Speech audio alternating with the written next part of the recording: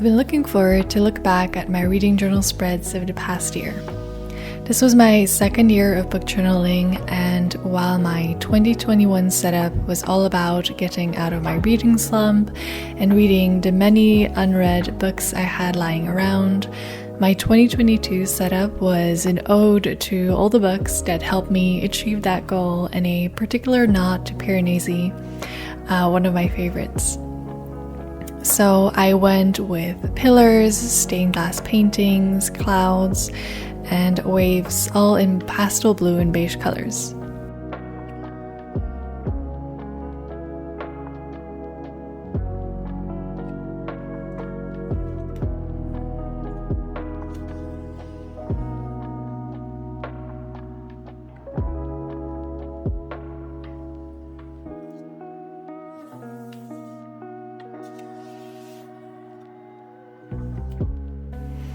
I read a total of 47 books in 2022, so as I flip through, I will talk about some of my favorites, disappointments, and reflections.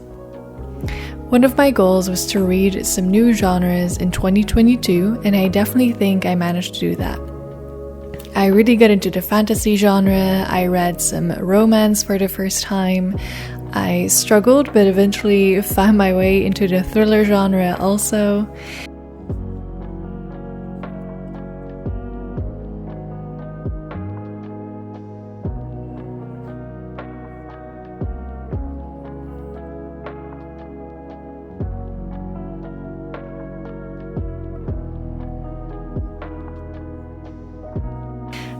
The fantasy series that really gripped me and set the bar quite high was the Greenbone Saga by Fonda Lee.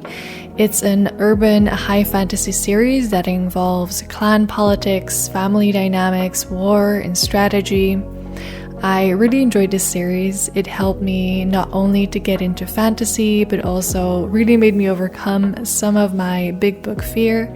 So I would definitely recommend this series. I also definitely want to reread it at some point.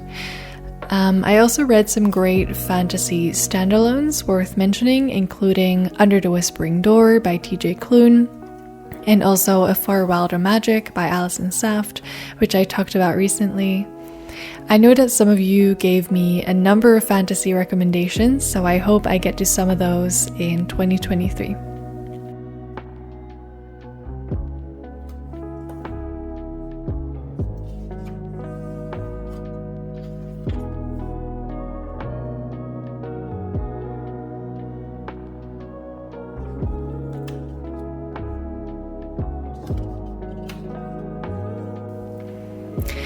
I also read my first few romance books this year, and I started with some booktube favorites, including The Love Hypothesis by Ali Hazelwood and the Brown Sisters series by Talia Hibbert, but I think my favorite romance author so far is Beth O'Leary. I really enjoyed both The Flatshare and The Switch. I find her books so well balanced. The author also creates characters that you just can't help but fall in love with. So if you're unsure about the genre, I would definitely recommend reading The Switch.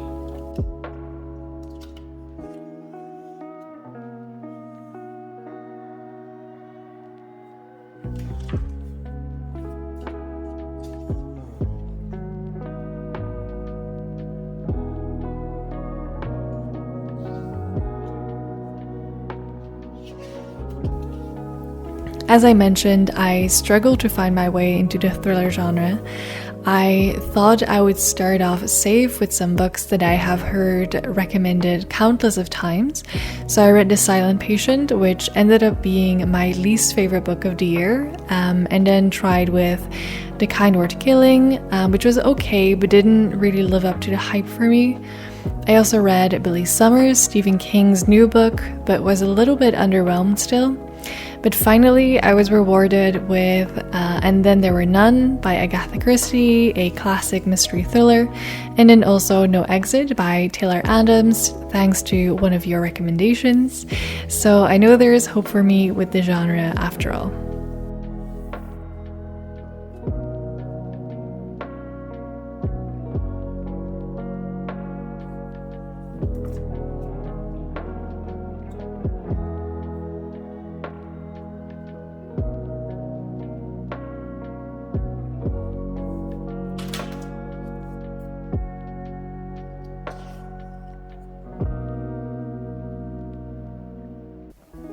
One genre or type of books I felt I failed a little bit in getting into this year is nonfiction.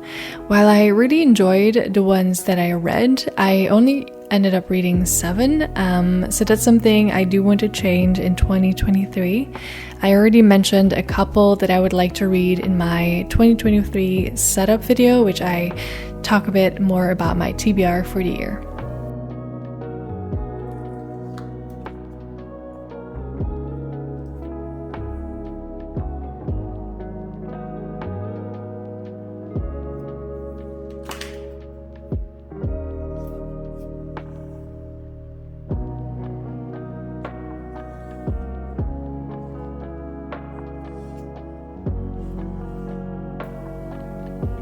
Since I spent quite a bit of time on BookTube and BookTok, I read a lot of popular books, some of which I felt lived up to the hype while others didn't. Some that did were The 7 Husbands of Evelyn Hugo, The Invisible Life of Addie LaRue, Heartstopper, If We Were Villains, and The Sacred History. So if, like me, you had been putting off reading those highly recommended books for a while, I definitely encourage you to do so. On the other side, I had some disappointments, including The Silent Patient, as I already mentioned, I really disliked, and then some that were just a little underwhelming, including We Were Liars and You've Reached Sam, and also book 2 and 3 of the Inheritance Games trilogy, where I, on the other hand, really enjoyed book number 1. There were also a number of books that I went in a little blind, or at least just with regular expectations, and then was really blown away by some books. Some of these that I think we don't talk about enough is, first of all, Homegoing by Jessie, which is probably my favorite book of the year. I do think this book was talked about a little bit, I think last year or the year before, but I don't feel like it receives enough praise because this is really an amazing book, and I think it's a must-read for everyone. Similarly, A Man Called Uwe took me by such surprise. I went in thinking it was just going to be a cute, heartwarming story, but I never imagined it to be so emotional and moving. I think these characters of this book are the ones I felt the most invested in all year.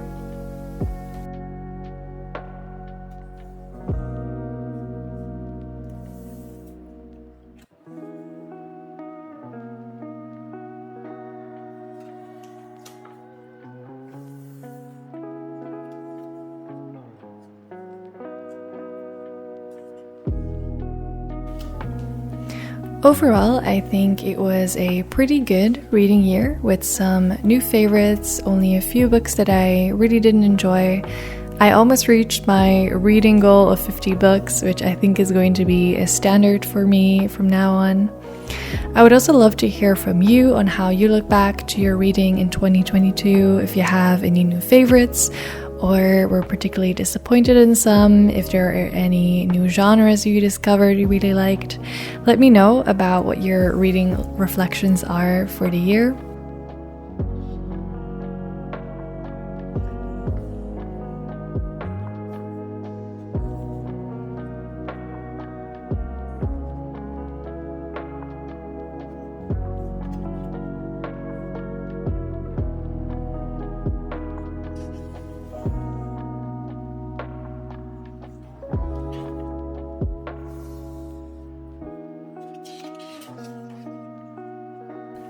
Thank you so much for watching. I hope you enjoyed the video. Please like and subscribe if you did, and have a nice day.